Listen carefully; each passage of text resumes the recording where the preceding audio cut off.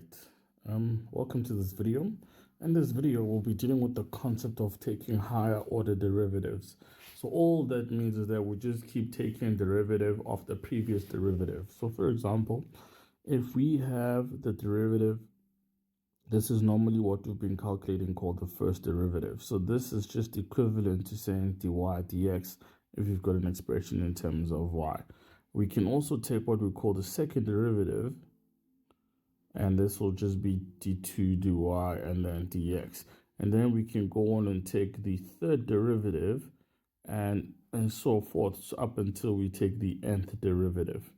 So all of this is possible in the calculus that we have learned so far. So you will be able to apply this into any sort of question that you find. But what I'm going to choose to do now is to choose to do two questions where we find the derivatives that exist there. So you will see that in calculus, a lot of the times, the first derivative tends to mean something. The second derivative does have its own meaning, but you'll discover that as you go on.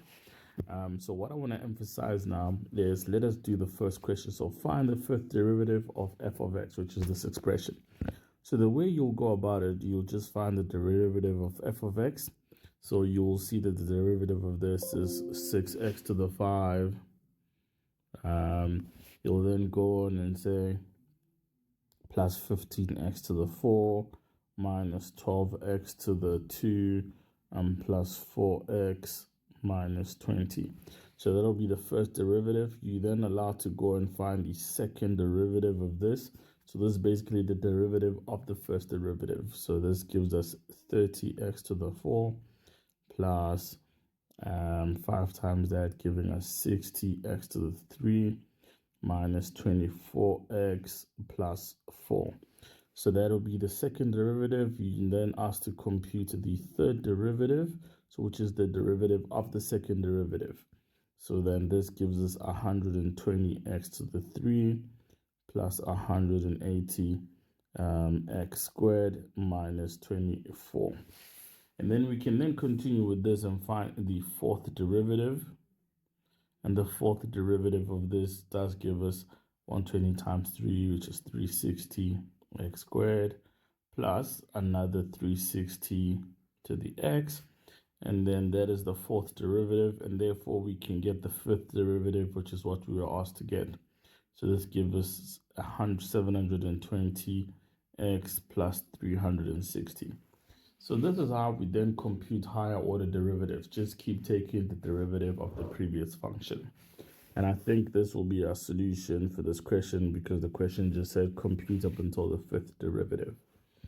Let us look at the next question here on the side. In the question on the side, it says find the first 8 derivatives and hence find the 21st derivative. Okay, so I think we now know for now that the derivative, of course, is minus sine of x.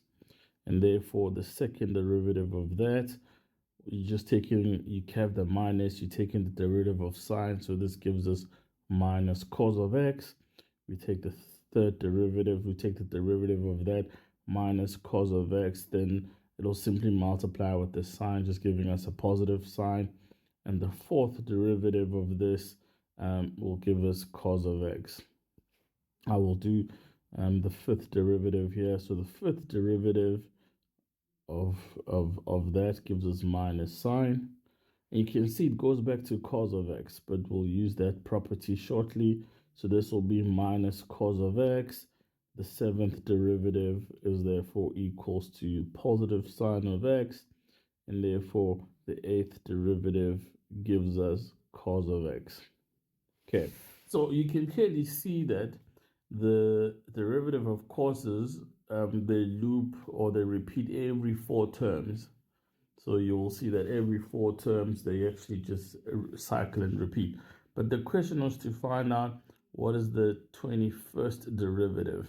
Okay, so if it's the 21st derivative, we can see that by the 4th derivative, it goes back to cos.